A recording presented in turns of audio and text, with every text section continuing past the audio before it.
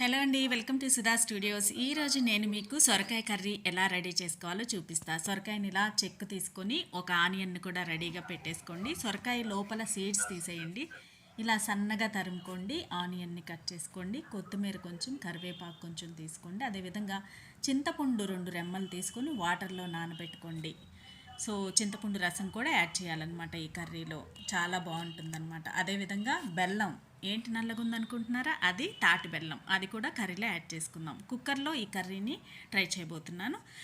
Cooker పెట్టుకొని stove వెలిగించి oil వేసేసి ఆవాలు, జీలకర్ర, కరివేపాకు వేసుకోండి. కట్ చేసుకున్న ముక్కల్ని యాడ్ చేసేసుకోండి. ముక్కలను మొత్తం యాడ్ చేసేసుకున్న తర్వాత సరిపడినంత పసుపు యాడ్ చేసుకోండి. అదేవిధంగా సరిపడినంత సాల్ట్ వేయండి.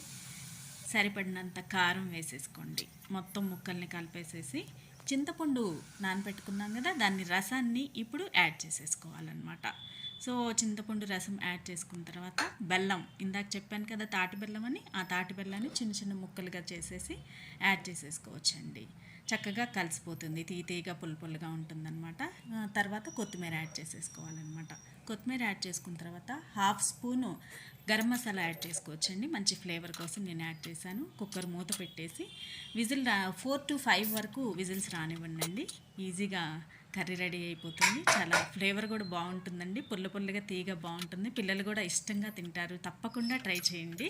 సో చూసారా కర్రీ ఎంత కలర్ఫుల్గా ఉందో. దీన్ని అన్నంలోకి, చపాతీలోకి, దేనికైనా రెడీ చేసుకోవచ్చండి. తప్పకుండా ట్రై చేయండి. అండ్ ప్లీజ్ నా ఛానల్ని సబ్స్క్రైబ్ చేసుకోండి.